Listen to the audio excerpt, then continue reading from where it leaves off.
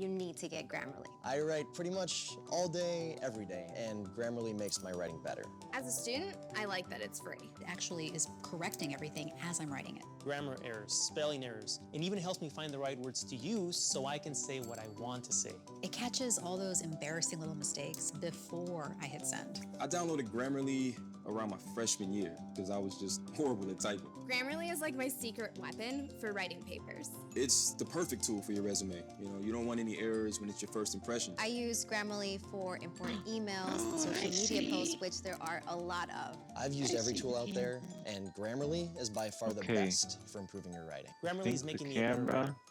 Let's see here. I Let's would see how recommend this Grammarly works. if you're a student. my My family. peers, my colleagues. It's like having your own personal proofreader for free. Oh my God! There's just commercials. Commercials on what, on you? Oh my God. Okay, this is not. Here we go. Here we go. I got the little mic in my face.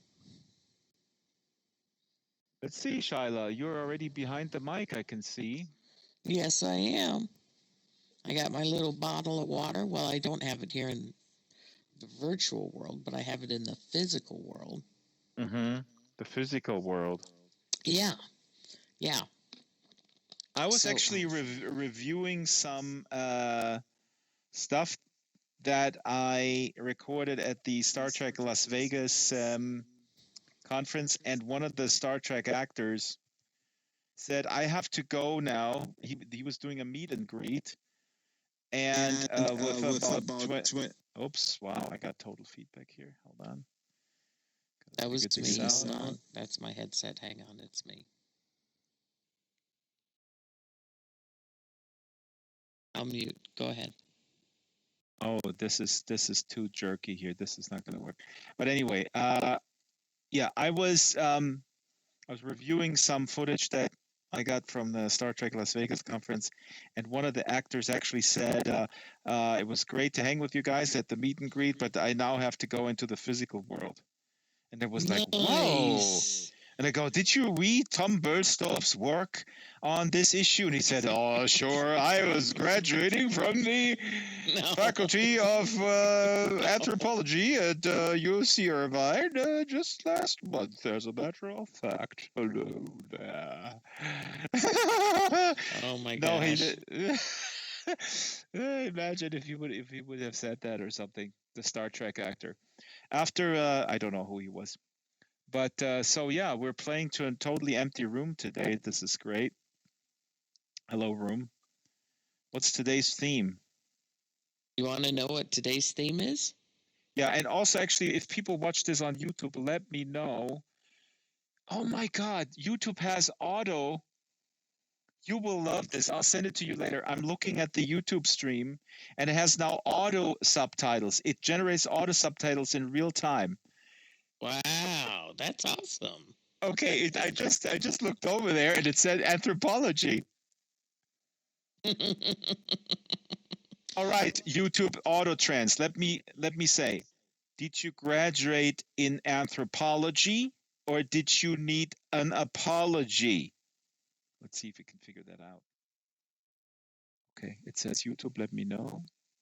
Oh my God, YouTube has auto. You will love this. It's delayed. I'll send it to you later. I'm looking at the YouTube stream, and it has now. Wow, this is so accurate. Auto subtitles.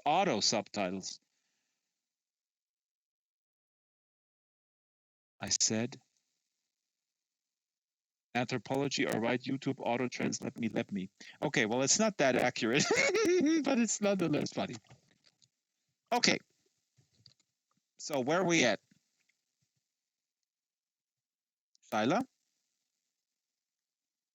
Okay, I cannot hear you. Talking to an off mic. But Okay. here's the theme. There's choices now. There's Choices. Okay. And I want to say before I say what the theme is. Sure. Can I say this? Well, then I put this book down first because I want to read something from the book. Yeah, go ahead. Yeah. And no matter what the theme is, you're going to read it and say it relates to the theme. So. That's right. That's exactly right. So if you say, let's say, nuclear war, I will Yes. say I just had an ice cream yesterday that reminded me of a nuclear war. That's how much of a bomb it was. Yes, yes, exactly. Okay. Hey, But let's get up here. one of these themes is something that we don't see as often here in Sansar as Oh we wow. do in Second Life. Oh good lord. Okay.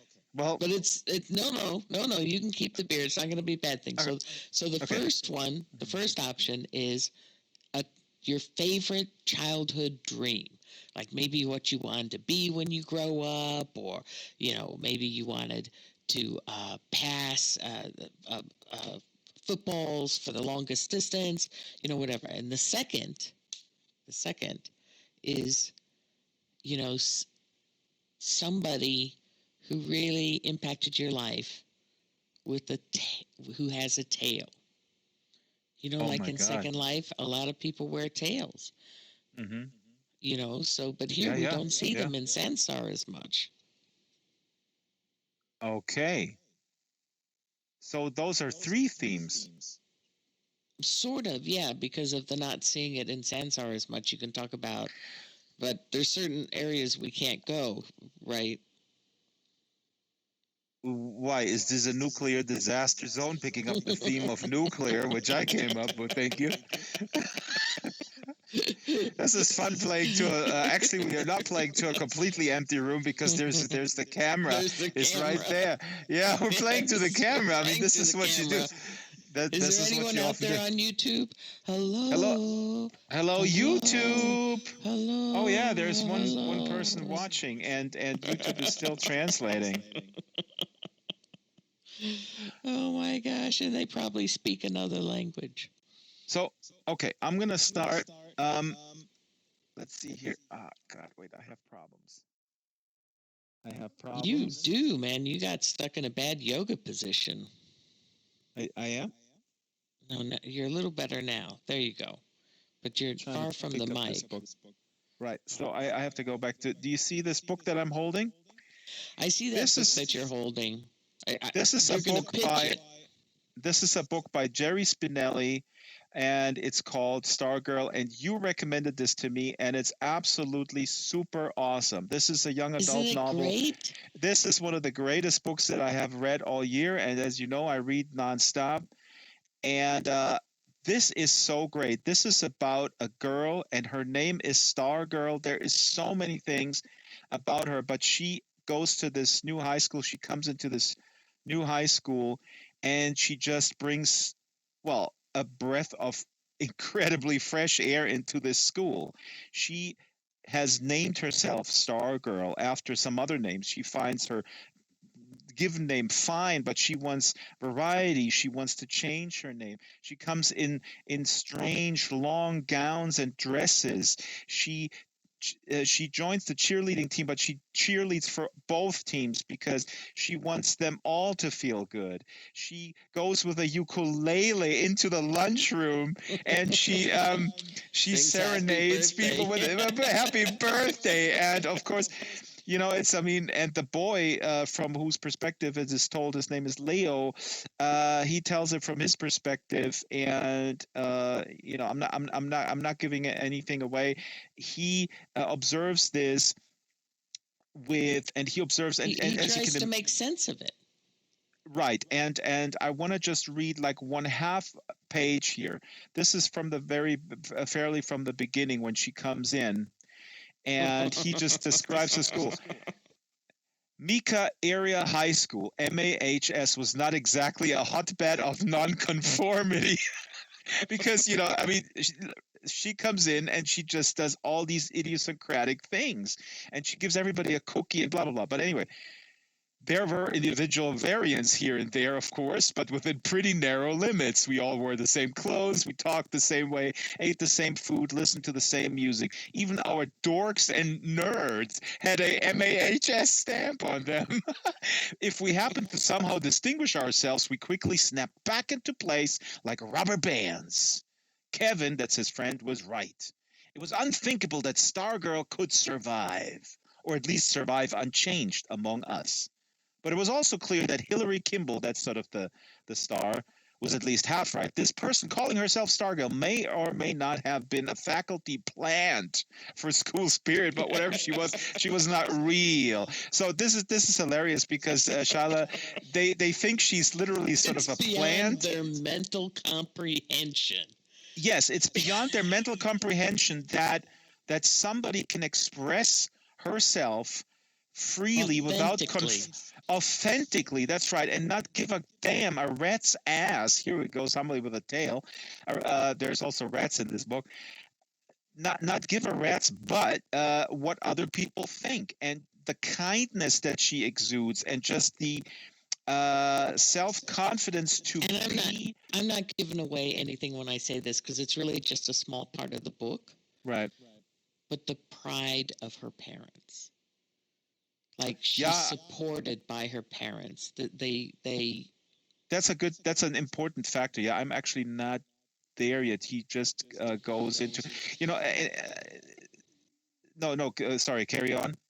The No, pride no, of her I was parents. Yeah, just that's what I was gives her just the. gonna say, because it's in the beginning, the reason she's new is because Mhm. she was homeschooled. She was homeschooled until 10th grade. That's right. Yeah. Right. So that's why, she's the shock to everybody's system because they've never seen her before. They didn't grow up with her. And that's why she hasn't been subjected to the conformity. Well. Okay. Well, we will see because I mean, I as you may know, I'm absolutely steadfast against homeschooling. I think this is very bad in most cases. Please, convince me otherwise. But I want to see. I would not say that. That's definitely a strong point. I mean, her parents really mean super well. She really got the luck. She drew lucky cards there, but I would say the conformity at that age, it is it's very difficult at that age to be your own person where you're sort of Oh, searching yeah. for where you belong. It's all about group identity. It's all about belonging to some sort of group of jocks, whatever. And that is sort of a developmental thing, Shyla, I think more so But she than a doesn't function of the have it. And school. Yeah. I think what Jerry Spinelli does is Yeah. he takes us on her journey, Yes. into this conformist environment, and she has to make choices. She has to decide whether to give up some authenticity or not, and and it's amazing, and it's an And amazing journey. it's laugh out loud funny too. They have a television program in the school. They have a television studio Oh yes. for taping shows and stuff. And the one show is called The Hot Seat. And so she goes on this show and she sits in the seat, and the host says, "Well, how do you feel here in the hot seat?" And she goes, "What?" And then she turns around and gets up and dusts off her fanny because she thinks the seat is hot.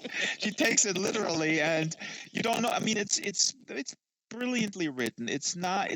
Through this observation of Leo, you don't know if she's if she's playing like making of course she knows that the seed is not on fire, or does she really not know that? So it's really told through the eyes of these kids that are totally flabbergasted and really don't know if she's crazy, if she's mental, if she's a plant like we just read. And I And of course, there's no end, no spoiling.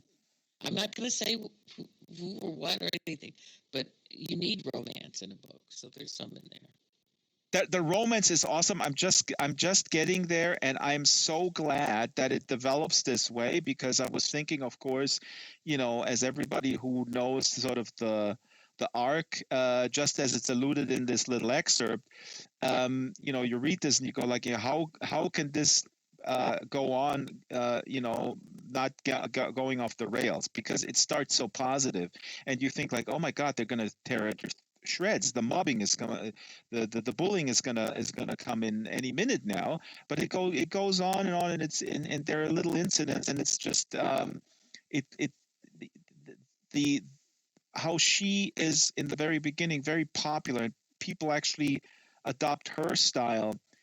and then of course, yeah, it does go off the rails. Um, is brilliant. And I want to say one thing, Shyla. I got such a flashback because the main protagonist is with his bike. He's following her. He's kind of spying on her. And I mean, it might not surprise you, but I did that exactly at that age. I don't think it's very unusual that boys do that.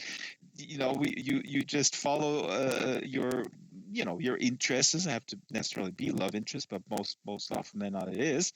Follow them, and they kind of know it because I mean, unless you're not a good detective at that age or spy. You Usually. got some crackling coming through your mic. Oh, I do. Oh. Yeah, there's some crackling. You've been crackling too for a while. That's the age-old crackling issue. Okay, all right. Yeah, there's nothing we can do. It's crackling. It's crackling. So, thank you, Shyla, for recommending this book, and Jerry Spinelli. I'll send him a little clip. This is made into a film coming out early next year, and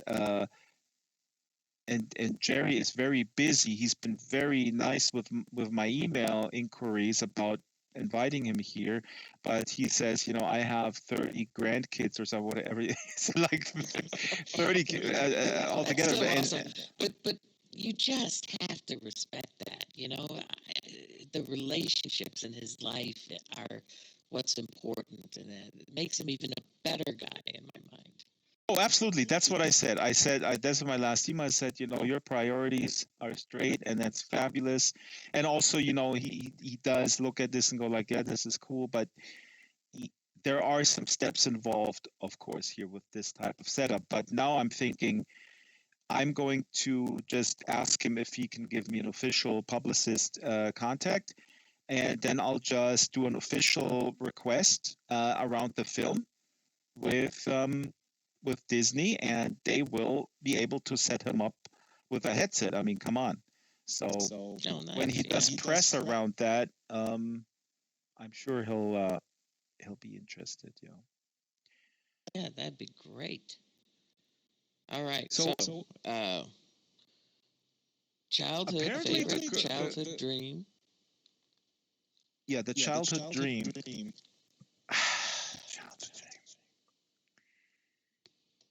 Well, here's the thing.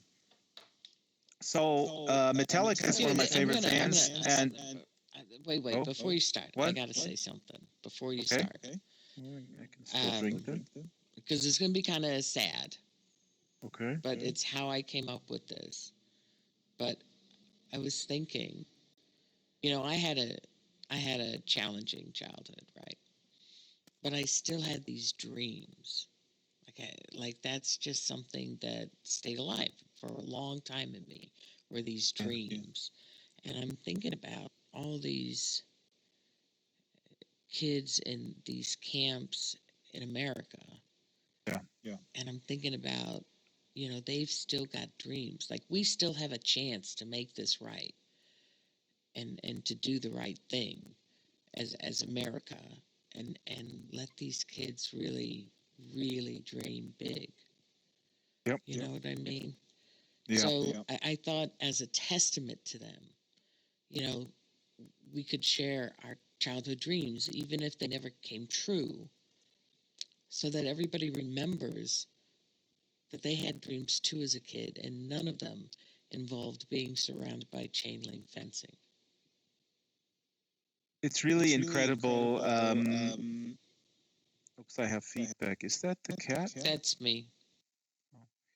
Yeah, I mean, because you mentioned the real life, the physical world, I just wanted to say that we can all, societies can grow, nation states can learn and integrate things that happened and work through them, but it requires an active confrontation with what happened, almost like some trauma work, basically. And I speak with experience in the sense that it is commonly acknowledged that Germany, for a variety of reasons, has done a fairly decent job in working through the past of the fascist past of the Hitler regime. So far, so that people, now, I mean, I'm not saying this is perfect. It is all, roses or whatever, because obviously there's a huge resurgence of right-wing ideology, not only in East Germany, which is I think a cop out when journalists often say that, like, oh yeah, these are, it's the same, like, oh, these economically plighted people over there in East Germany, of course they have nothing to live for, so they want sort of fascism back or whatever. Okay, so you can blame the poor. Yeah. That kind of thing. Not only the poor, but in this specific case, the East Germans are not even used to democracy because they lived under the regime so long, so they're not used to it, and blah blah blah. It's baloney, because the right wing Alternative for Germany party had very high results in election in Bavaria as well. So this is a red herring. My point is, we in Germany, there was a curriculum in school that looked at the horror, didn't was kind of disseminating it, and I think that resulted uh, in a more critical look at our own history as compared to. I'm not saying this is perfect. Don't get me wrong. There is incredible misogyny here. There's racism, all sorts of things. But compared to like Spain or other countries, it's people did work through and look their past in the eye. I mean, again, in Spain, you could buy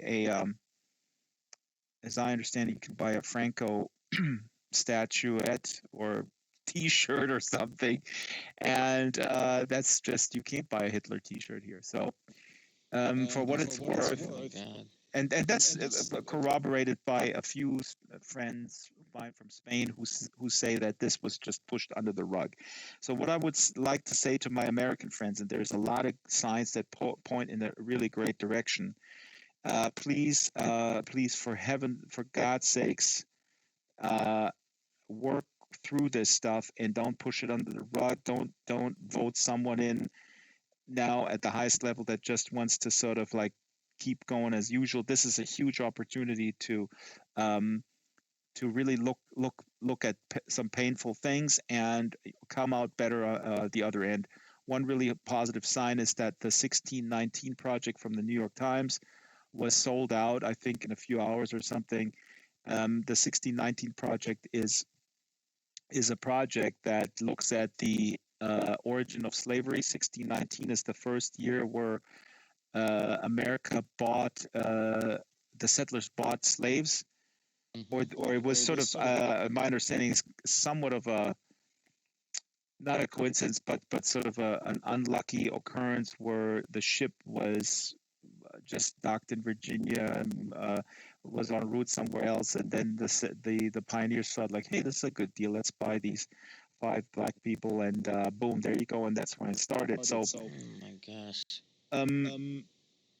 Because they were en route to South America. These slave traders actually. In that ship, the ship was called the White Lion. See, I'm learning something. But There you go. people are interested in this. People want to look at it. People don't feel it's, they're the Debbie Downers if they, if they enjoy their life and look at some shit that went down, right? I mean, I don't think that's. Yeah, I mean, what can I say? I mean, people have different capacity to absorb bad news, but that's Well, what's I just think, yeah. I just think, and I know it does in a way, perhaps little or nothing for the case of kids in these migrant camps, but I just Hello, feel Asai. like, Hold on. I don't want to interrupt you, Asai. Hello. We have audience. Hello. Hi, Please take a Asai. seat. This is open mic. Welcome to Open Mic. take a seat here in the first row, if you will. Forward Yeah, slash you can sit. do /sit Forward slash sit. in the chat. Yeah, in the local chat. Oh, it's great to have you here. Yeah. Oops. Any pillow you want, just stand on it. Stand on the pillow like this. You stand on the pillow. And then type /sit. /sit. Forward slash. Maybe she can't hear us. There you go. Yes. Yes. Great. Yes. I'm typing this in VR. Here we go. Perfect. Like this. Oh, jumping. Nice. Forward slash sit. In the chat. Forward slash sit.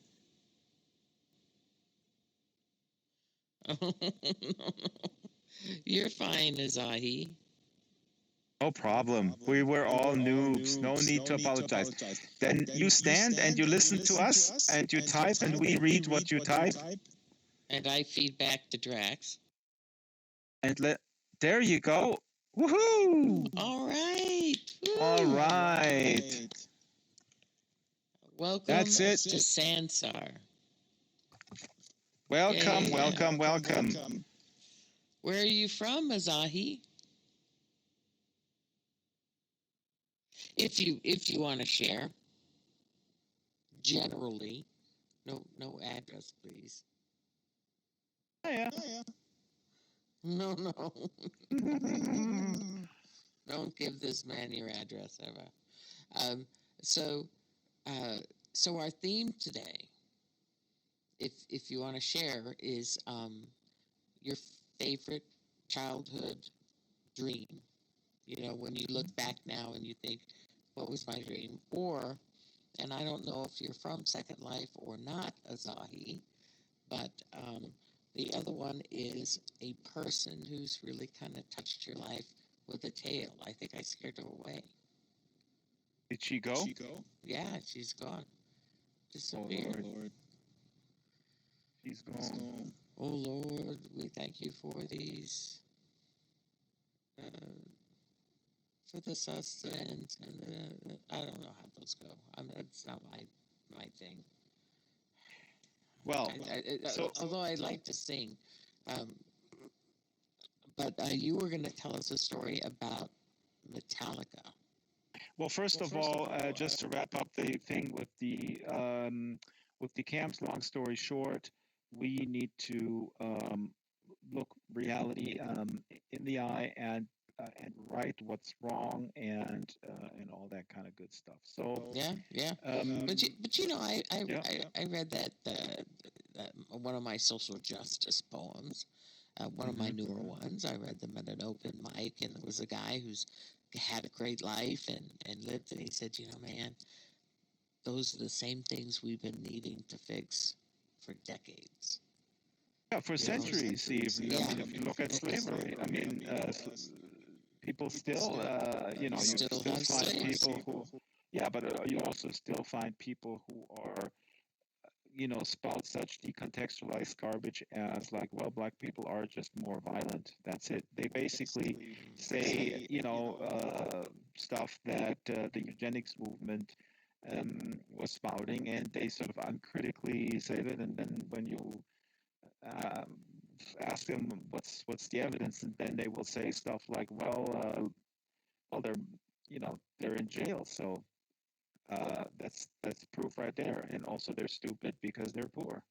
So it's I'm throwing all sorts of different problems into one pot because this also has to do with basic education and information dissemination, the ability to be willing to find context, and this is a real pet peeve of mine, and I know I come across as a crotchety old dude, and I know I'm going off a tangent, and please shut me up, but people discuss sort of gamification right now because of Sansar and all these sort of brownie points that you get and whatnot. And I'm reading a book by Jared Lanier. Now, Jared Lanier is one of the pioneers of virtual reality. He was in the 80s. He had one of the first commercial headset or VR companies, and he's extremely vocal. He's an awesome guy. I'm sure you've seen pictures of him. He has these long dreadlocks. He's also a musician. He works at Microsoft now, but he is a real Silicon Valley pioneer, and he's been warning against the social networks that use behavior modification. That was basically B.F. Skinner's stuff, with the rats and with the mice and whatnot. Rewards. Exactly. That the social networks that this is not a secret. Everybody should notice that we are the product. We are being mined for data by them dangling little cookies in front of our mouths all the time and randomly rewarding us with more retweets and feeding it. And what B.F. Skinner found out is, of course, that the randomization of reward makes you more addicted. I mean, for us, this sounds like a no-brainer now, but what he found out was, okay, if I reliably give the rats this reward, they will do it, but they will do it with more vigor if sometimes I don't give them the reward. So the analogy with Facebook and Twitter is the amount of retweets and attention that a tweet gets. So the algorithm intentionally sometimes serves it to more people. So you go like, wow, I get like 5 retweets or 50 or whatever. And then you put the next one out because this is the kick that you're getting, and then you only get one.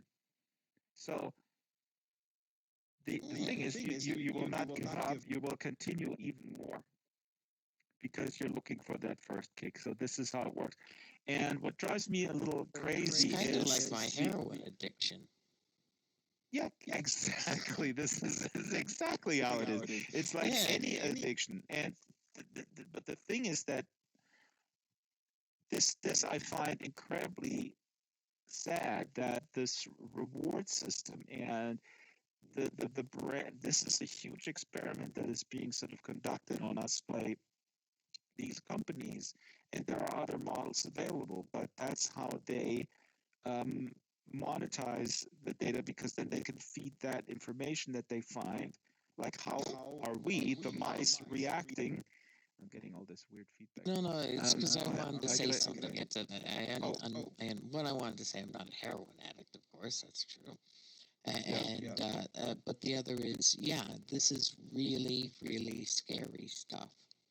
What you're and talking with about. VR, It's you can do scary. this even more, because there's already a company out there that I read about a year ago or so. They can basically look into your eyes. They can see where you're looking at and how your pupils are closing up when you see a specific content. Then they can sort of look at this Like Google data. glasses. Well, AR glasses are uh, always looking at you, but VR can do the same. But the point is that this ability to then interpret your reaction with your eyes towards certain content, uh, like an ad, can lead to companies tailoring the ads such, or any type of content, you know, like You know what mine would always end up being? mm, Like there'd only be one ad. It'd be for a payday bar. oh, Yeah, what I is a really like payday it. bar? It's The bar. it's nuts around nougat. Oh, And I just love it. So I think that's the only thing that I would really look at. And so they just have ads for payday bars. But they wouldn't need to have ads for payday bars for me, because I already purchased that. Yeah, they will find something. But the issue here is not, I mean, this is a huge topic, and I just really, if anybody is watching this, please do read up on stuff and look at some Jared Lanier stuff. And then he also mentions B.F. Skinner, and then you can work yourself your way backwards. But to sum this Please, up, before you do this, before you do everything Drax says, check with a doctor to make sure your heart and everything can take it. no, I think your heart can take context. The reason why I'm getting on this, and I would love to actually have these more in-depth discussions, but the problem is I just glanced a little bit, and I should never do that, at the Discord chat, and even in the 114 Harvest Discord chat, I'm looking at it, and there's such, from people that I generally respect, incredible uncritical set of discussion about gamification and how behavior modification is sort of kind of cool. I mean, they don't use that term because from that discussion, I cannot glean that they understand that they're being played. So, then I throw in something like, you guys should really just check out B.F. Skinner or something. He studied that stuff. And then the feedback is like, I don't read. Can you tell me what this is about? And listen, Shyla, I know how this comes across. This comes across like I'm some sort of grumpy old man. It's not. I'm not. I'm actually super happy most of the time with or not super happy. I enjoy my activities. I'm not super happy about the state of the world. I shouldn't say this. But yeah, you said stop. But Drax, I don't see you as being angry. What I see you is like just trying to clarify. This is the deal. Here's the reality. And we need to see the reality in order to change the reality. Yeah, but I would actually say that I am angry about at very specific things, but in this regard, I am concerned, and I'm concerned about making anti-intellectualism seem very cool. Now, this is really not new. It's not new that No, it's not. that you remember the movie with Alicia Silverstone? What was it called? All these movies with like even from the 80s with like sort of airhead type people in high school where sort of it's really kind of cool to be really stupid. Oh my god. Uh, so but this is another level because these are nerds or self-proclaimed nerds, right? And they find it beneath them to look at a book about something that concerns their own industry that they want to be Nerds in. successful in. Or nerds, exactly, experts, right? Experts. It's like a nerd from the 80s or like Alicia Silverstone saying like, oh my god, I'm not even looking at this hair commercial because it's so dumb. Oh, I'm not even looking at this magazine that shows me how to dye my hair blonde. Do we have a TLDR version of that 2-paragraph article? So I yeah, and but it's accelerating. I think it's accelerating, and this is so strange as we live in this age of information being available and still non-commercial for a lot of part. I think it's information disintegration. Yeah, I think it's taking parts of the truth and blending them with other parts of truth to make something that isn't true is at all. Well, but let's parse this out. I know what you're talking about here. You're talking about the phenomenon of sort of these little snippets of information, and then of course the somebody pointed out in a book that I just read was really interesting. He said, there was a village idiot, hundreds of years ago, and he was in the bar, or like even decades ago, there was a village idiot, and he was spotting Earth flat stuff and was getting hammered, but nobody listened to him. Everybody went home like, oh, this dude is an idiot. And now the internet is sort of flattening that out for good and for really bad sort of consequences. I know what you're saying, but I'm not saying this. I'm saying something different. I'm saying that we live in a golden age of journalism as well. There is amazing investigative journalism outfits. They are Some of them are actually well funded by interesting campaigns. The Intercept is one of them, which is funded by Pierre Olmedar. Hang on, we got Zero and Cheese with others. us. Did you see? Zero Cheese is here. Yeah. But Yeah, go ahead. I'm sorry. I want to finish this because this anti-intellectualism really, really worries me because that's I mean, that's essentially what our president ran on. yeah. But my point is yet a different one. Let me get to this. I know I take forever to get to a point, but it's also interesting that back in Athens they had 3 hour. That's what Neil Postman writes about in Amusing Ourselves to Death. He starts off with like, television debates, blah blah blah. But in Athens, they were doing like one argument was 3 hours, right? And then the opponent came on, and the contra argument was 3 hours. So this demanded an incredible intellectual ability to. But you're German. I don't know. Neil Postman was an American who could impromptu just give a 3 hour completely coherent lecture with the notes all sort of extemporaneously. That's not my point. My point is That's not your point. no. If I could just finish and then I could get to the point. Okay, sorry. The point is that the frustrating thing for me for a while now is that the opening up of information and knowledge and the availability of very, very good, very thorough content, even, right?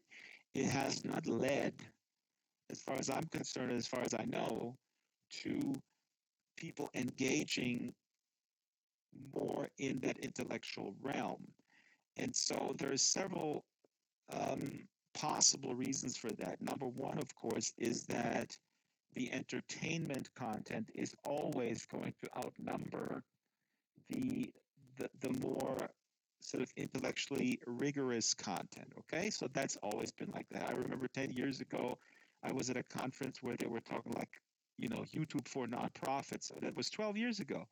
Okay, so and the audience was like, YouTube, that's bullshit. There's only cat videos there. And the presenter said yes. And he actually had a slide like, yeah, there's 5 million cat videos and only one video about the history of blah blah blah, right? Of indigenous women That in changed the really US. quick.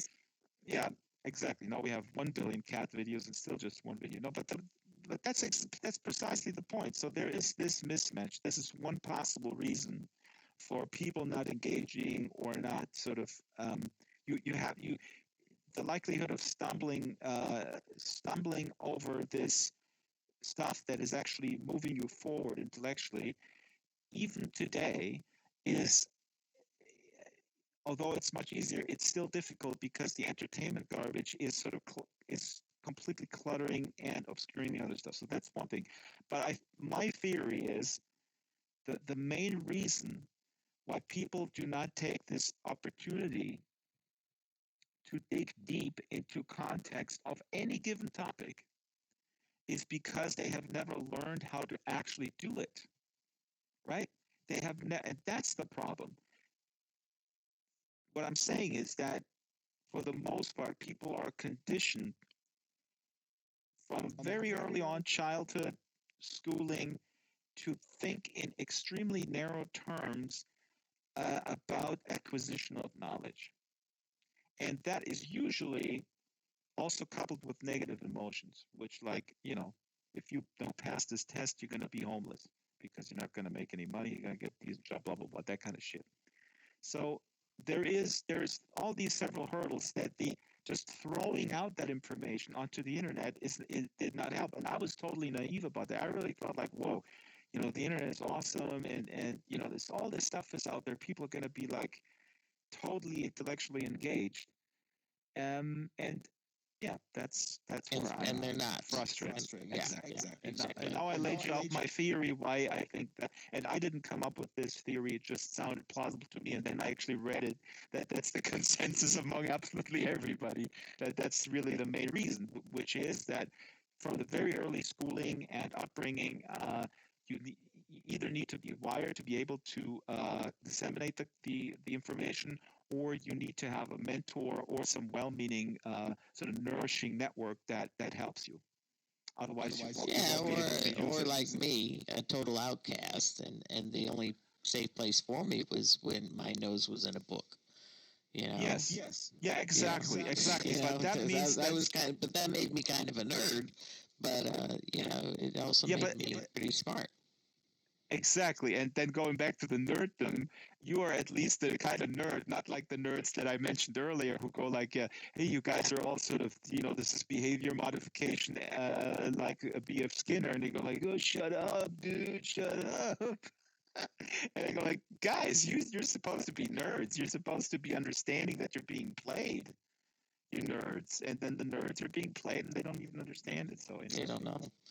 Well, you know, here in America, we have this. This, you know, how they have this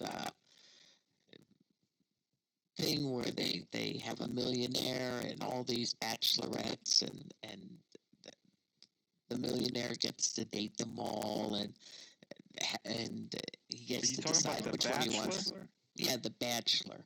Yeah, the Bachelor. Shyla is like, Shyla thinks like I live on some planet where there's no television. Listen, Shyla, I might be an intellectual, but I am aware what the plebs consumes, the people underneath me. I am No, completely aware. I swear, I just needed to borrow your brain because I couldn't remember the name, so I'm playing charades with my voice to try to get you to say the name, so I don't have to continue the description. Oh my gosh! No, I Okay. understand. I was so okay. I tiny little story. I really thought I was losing my mind when I was very drunk. I was 18 or something. I slept in the basement of my then girlfriend's house with two other guys who had slept. The parents were really cool. We slept in the basement. I woke up. I was still drunk. I turned on the TV, and there was the biggest show, the biggest host of like an entertainment show at the time. Yeah. And for 2 seconds, I couldn't think of his name. And I think that's when I stopped drinking. It was really scary. I often think like, oh my God, is that the beginning of all the, will I look back? Maybe I was 18 or 19. So, yeah. Yeah, well, when I was an activist, I had to remember a lot of people's names, you know, and I had to I know talk you to a can't lot of remember people, The and Bachelor.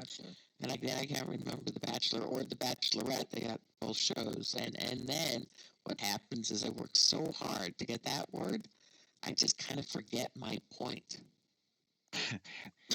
Okay, Like I know. now I have nowhere to go. See, the point here is that, and this is another point that I find so worrying without the context or without the ability to even understand that you're handicapped in that regard, in the regard to understand or to disseminate deep information. You will think that content delivered by a certain platform is per se good. This is another phenomenon that I observe through my sort of sociological goggles, is that when people like reject television Right? or any other sort of thing, they're like, oh, this is just bullshit. I'm just looking at, I don't know, Twitch or Twitter or something, right? That means absolutely nothing. That doesn't mean that you're intellectually superior, that you're even that you have taste or that you have insight. That means absolutely nothing. That just means that you're being totally played in believing that just because this is a different delivery platform, it has better crap on it. I mean, ultimately, the only safe place is with your nose in a book. Not even that, because I'll tell you, I heard a radio story about a book that came out in '74, and it was let me think, it was an interview with a guy. It was on the book podcast. It was super interesting, and they were talking about the origin of right wing ideology and anti-immigrant ideology.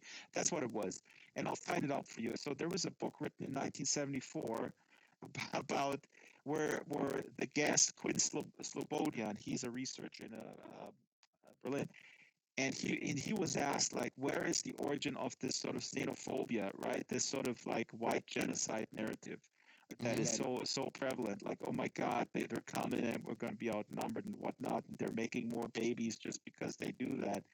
And so he was citing a novel from 1974 that was super popular that had that storyline where France was overrun by people from a former African colony that just outbred them. It was sort of a dystopia for right wingers. And there's other things like the Turner Diaries and stuff. So, as much as I would like to believe that your nose in a book is always a good thing, there's a few, there's definitely a few deviations from that rule. Yeah, I don't know why it reminded me of this, but you know the screw tape letters, right? Screw tape letters. Have you never heard of this? No. Oh, this is supposed to be a conversation between the devil and this guy named Screwtape. I don't know if his name is Screwtape, but it's between the devil and this other guy, and basically, it kind of outlines the kind of things, devilish things, we do in life, like that. It's much more subtle. It's not this big, snatch somebody up and put them in hell. It's just kind of making somebody's life hell. Yeah. You know. Oh, you gotta send me a link to this. Yeah, let me see if I can find it. I go look. That's something absolutely, because if we really scrutinize this, we have to scrutinize our actions or interactions with others, almost all the time, and that can be overwhelming, but it doesn't have to be. It could also just be, let's just be. That's what I learned through you, Shyla. It has to do with this, the patience and just sort of pacing things out, and really, it's such a stereotype of when people say, "Oh, just be kind." But it's absolutely true, because you don't know, as my grandmother used to say, you don't know the burden or the cross that other people have to bear. You don't know this. You don't know how. If you look at them, somebody looks well put together or whatever, it means nothing. So you have to, if you really want to be basically like Jesus. I say this as an agnostic.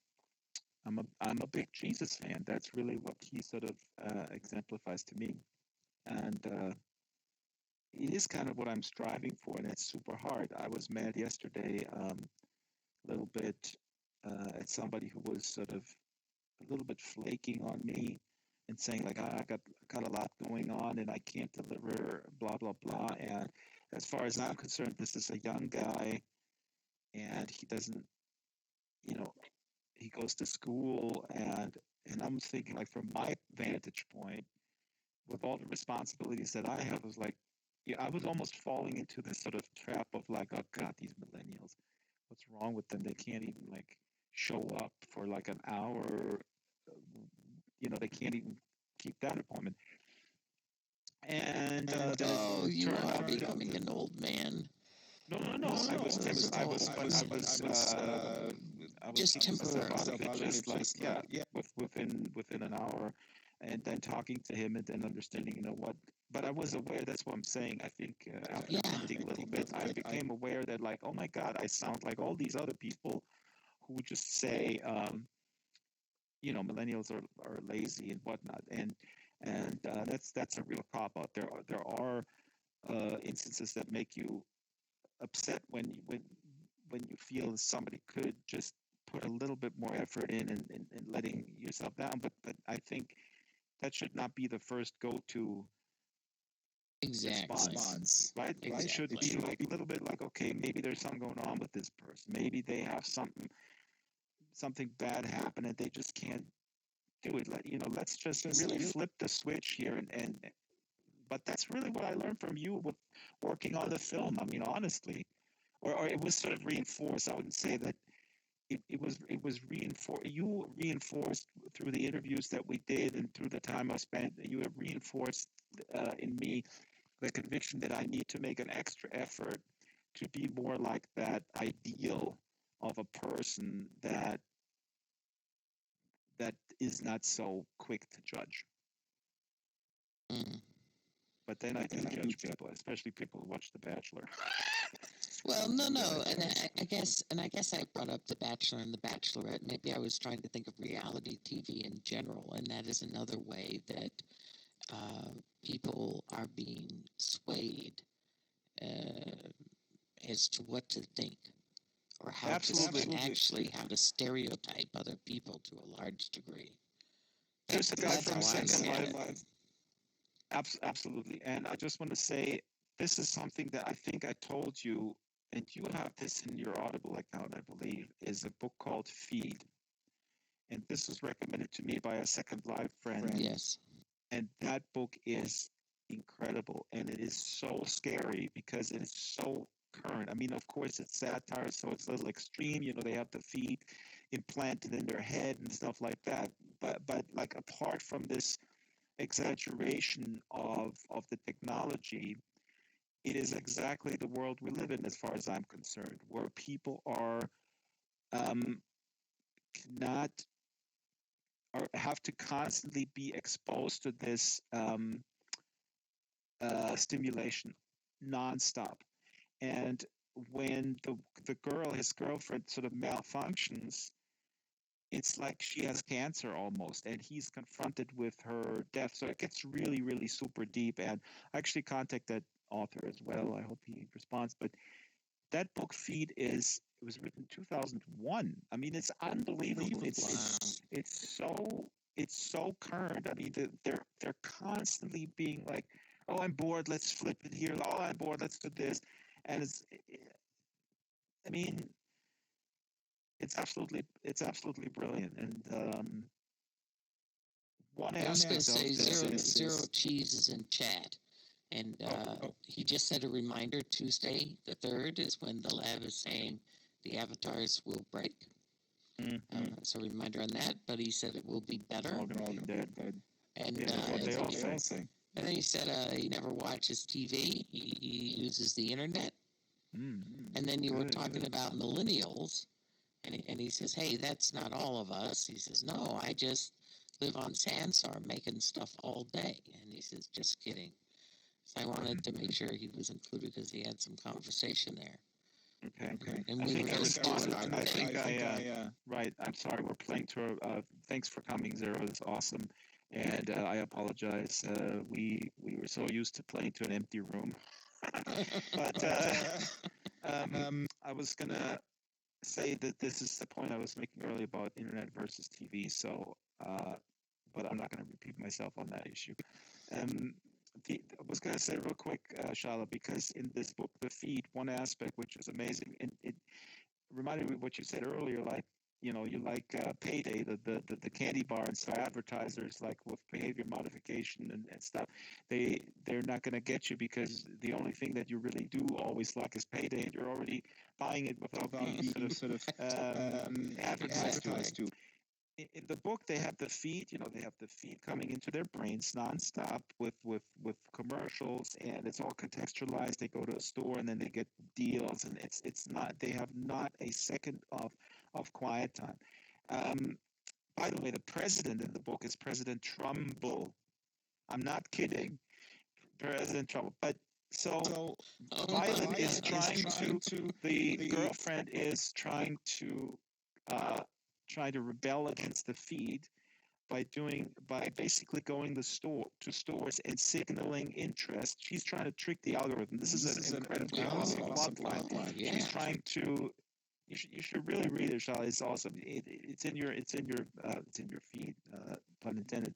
But she's trying to trick the algorithm by going to stores or responding to advertisement and then keeping them in the loop. So she's like ordering stuff and then giving it back, or going to a physical store, having the guy get some stuff out of the shelf and go like, I don't want this, and then signaling interest like for an hour while she gets all these contextualized commercials in her brain and then decides totally otherwise. So she is trying to trick the algorithm to create a completely false profile. And I know people who have tried to do that. The problem is that this is is a complete waste of time because they couldn't care less. They have other, and I'm not going to go into the detail. We'll do it another time. In the book, what happens is when she gets sick, when she gets sick, they basically have to get health insurance through a corporate advertiser, and so they're applying for hospital treatment, and the advisor says, well, you don't have a good consumer profile, so we can't really give you health care because your consumer profile is all messed up. So the sponsors of the health care, the people who sponsor the health care, are basically also advertisers, and they don't get a good deal because her profile is messed up. You see where I'm getting at? This is exactly how the credit industry works, and this is what people don't understand with Alexa and all other things, how this will affect them when they get older and they need healthcare. Because then you will get denied service left, right. I don't have to tell you this, but in the book, it's a brilliant conceit to put this together with someone who wants to trick the algorithm, but then basically totally loses because she's not a she's not a product. She's not a good consumer. She's not a good consumer. Exactly. So it's brilliant and sad. Hmm. Oh well, what time is it? I remember when I first tried to get credit, and Exactly. That place is the same thing. It's with credit, same thing. yeah, and they said I couldn't get credit because I didn't have credit. Exactly. You know, and so I had to go to a department store that I didn't shop at and get a credit card. So then I went back and I got denied again. And they said, well, you got a credit card, but there's no activity on it. We need to see that when you buy something, you pay them back. Exactly. So I had to go to the store So I had to go to the store I didn't like, buy some clothes that I probably didn't care for, and then pay them back, like put it on the card and then pay them back so I didn't get charged interest. And I tried again and I got denied. And so I'm like, well, what now? And they go, no, you have to make payments. If you pay it off in full, it doesn't look like you. So I had to pay interest. You are not. That's right. You're not of interest to them because you are basically reliable and frugal and fiscally responsible. They don't make any money with fiscally responsible people. Now, this is a great example, Shyla. It's exactly what it is. So it's like you are reliably buying heroin from your heroin dealer, and when he says you want some more, you say, no, I had enough, and then he says, I'm not going to sell you anymore. What's wrong with you? Right. It's not actually what they say, though. The heroin dealers, what do they say? They say you better not talk, you better not, you know. Yeah, it's a little bit more scary when you decide to go clean, just so you know. You don't misrepresent. Yeah, I certainly don't want to misrepresent our friends in the heroin dealing business, which I actually hold morally to a higher standard than the folks in social gaming. To be, I'm being a little bit facetious here, but there's really a kernel of truth in there. I mean, as you know, especially like Zynga, companies like that who produce these little games on Facebook, they are like this. They're literally taking the B.F. Skinner playbook and they apply it to these things. And not only that, but anyways, I gotta go. It's late. Is it late? All right. Should we cut It's the past the hour. We have to cut the streams. The dreams Thank of you, the Zero streams. Cheese, for being here. Thank you, Zero Cheese. What is Zero Cheese saying? You got a product coming. Good. The dopamine is already flowing. Yeah. And the serotonin is not It'd be flowing. great to see in 3D. In 3D. Well, he's getting his HTC Vive. Yeah. I would absolutely not do anything and just wait there. Yeah. I would not use the time wisely. The funny thing is, I do have a good relationship with my son, but what was really funny was he's studying for a test, and he's doing a good job. Like it's economics basically, and it's interesting stuff. So I'm learning a lot, and so I quiz him every day. And today he was studying his stuff, and then he came to me and says, "Okay, you want to quiz me now?" And I said, "No, I don't have time. Let's do it in an hour." And so I finished some edits, and then in an hour he comes back and I go, I'm quizzing him. And so there's a few things like balance sheet. This was about balance sheet and assets versus liability. Yeah. Really interesting stuff that I had no idea about actually. And so we're looking stuff, and I go like, and then he says, "Well, I don't know how this is defined." I go like, but didn't you like look at this? Did you prepare this? I mean, I'm just quizzing you. I mean, I like to have these conversations, but you also need to have, we have to have a little basis here of knowledge. And he goes like, yeah, I think, yeah, I should, yeah, no, I didn't really look at that. And I go like, yeah, but you're here, you have the time. And he goes like, no, I had to wait for you. So that was the argument. I go like, yeah, but you waited for me for an hour. I mean, that's exactly the time where you go through and go like, oh, I don't have it down quite yet. Let's review it one more time. You're like, yeah, but I couldn't because I was waiting. Yeah. All right. I'm going to cut the stream now. Goodbye.